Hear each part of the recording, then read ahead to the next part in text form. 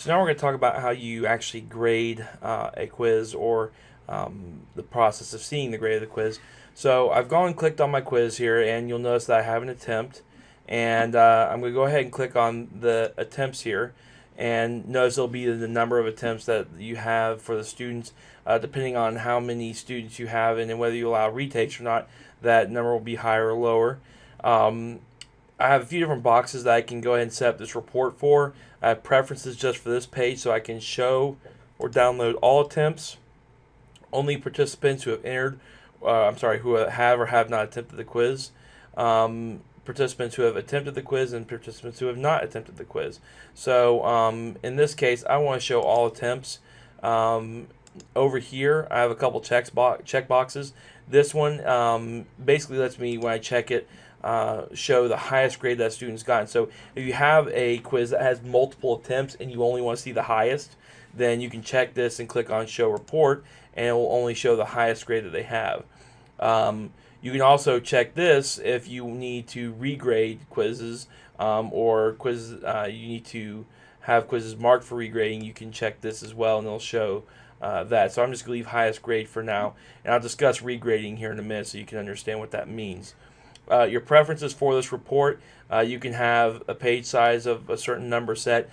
Typically, I set this as the number of students I have. That way I see all the students, or I just set it as a number higher than whatever my class would be. So 30 is a pretty good number because it'll list every single one of them. Show download marks for each question. If I choose yes here, then you'll see that I actually get columns in the table down here for each individual question, question 1, question 2, and requires grading. You'll notice here I need to actually grade. So this is useful if you have an essay question mixed in here or there in the quiz. Then you'll want to enable that so you can go and actually grade those particular essay questions. If you choose no, then those are not available. Now, when I get down to the table, I have the regrade all and dry run and full regrade. What does that mean? Oftentimes we have typos or errors in tests, especially when you import them or bring them over from different banks. And so it's nice to be able to not have to recalculate student grades by adding a certain number of points or anything like that. So if you have students that have started completing a quiz, or they've all completed the quiz, you can do it either during or after the quiz is being used. If you want to, you can go and change that quiz question in the quiz itself, and then you can click on regrade all, and it will regrade the entire quiz for every student with a change to that particular question. So it'll go through every single student's quiz, and it'll see if that grade impacted them, and if it did, then it will update their grade. If it didn't, then it'll just skip on over them. The dry run, a full regrade, just takes a little less time. But honestly, I just click regrade all, and it goes through pretty quickly. Unless you have like a 200 or 300 question test, it doesn't take that long. So the dry run and full regrade basically looks to sees if it needs to be regraded, and it'll check them and let you know that, and then you go back and check them and choose regrade. It's just kind of a double step process you really don't need to do unless you just had a huge class or a very, very large test. Download table data as is very useful if you want to download the list of information and their grades. So I could choose what type of file format that I want to use. Notice that open document we don't support. We do have Microsoft Excel, a tab separated or comma separated values text file. Those are useful if you want to import them back in later, or just to store as kind of a backup in case something happened to your quiz attempts here. You'd have a backup somewhere on your H drive or a flash drive where you could import the grades back into Moodle. That's what those are best used for. Or an unpaged XHTML document. Basically, it's a web page. And it will have a list of the grades and everything. So most people would use Excel spreadsheet. That's the easiest way of going about it. Or if you wanted to import these grades into PowerTeacher, you could use these text files. There is a section that explains how to do that, how to get your grades from Moodle to PowerTeacher. So if you want to learn more about that, then you can go to that section in the wiki. But I can choose this and then click on download table data as, and it will pull up a Excel spreadsheet which I could then save or open and then save later if I wanted to. Notice down here in the table below that I can customize the report up here and actually see the grades and everything down here. And it goes by columns, so I have my selection boxes here. I have the profile picture.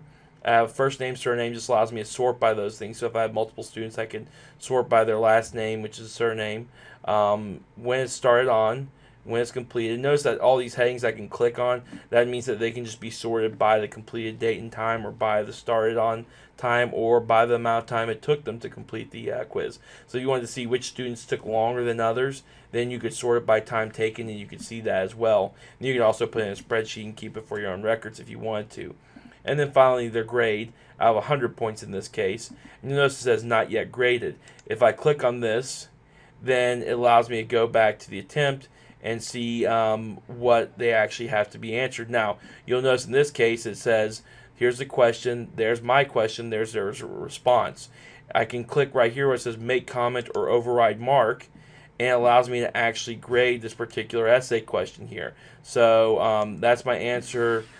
Great job is my response to them for their answer to the essay question, and I can put 1.00. If they only got like half credit for it, it could be 0.5, or out of 1.00, or whatever you assign this, it can be a certain point value. So, if you want an essay question to be worth 5 points and they only got 3, it makes it a little bit easier to do the math in your head, but it's not necessary. So here's your response history, just let you know when they created things, when they did things, when they saved their answers, how long it took them. Once I'm done with that, I click on save, and it says changes saved, and it'll take me back to here, and I can click on finish review because there's no others I need to review. And now you'll see the student grade actually says an actual grade in the main screen, and I can go back to the attempts here, and you'll see a grade here. And now notice also I have a statistical breakdown here of with bar charts of the different grades that students got, and that will change obviously as you add more student attempts to the test.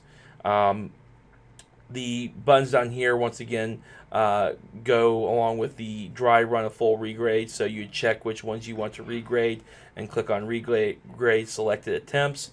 Or if I want to get rid of an attempt entirely, I can check it and click delete selected attempts, and it'll get rid of it. If I want to get rid of all of them, I can select all of them and click on delete selected attempts. And they'll ask me if I want to, and I click on yes. So those are all the options for actually grading.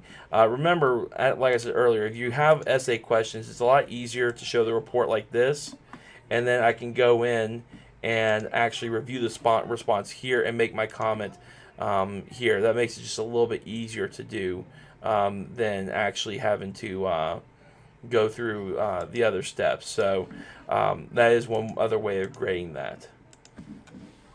Now, as with a lot of the other activities, keep in mind that once you have a final grade here, that will automatically be transferred to the grade book where they will see it as well as you.